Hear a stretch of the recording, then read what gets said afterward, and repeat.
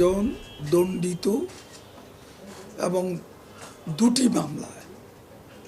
দুটি মামলায় একটিতে 7 বছর আরেকটিতে যাবজ্জীবন কারাদণ্ডে দণ্ডিত একজন ফিউজিটিভ, বিদেশে আছে, পলাতক, এরকম কেউ এভাবে ভিডিও কনফারেন্স করে নির্বাচনী প্রক্রিয়ায় অংশ নিতে পারে কিনা এ ব্যাপারে ইলেকশন কমিশনারও আমরা দৃষ্টি আকর্ষণ করছি।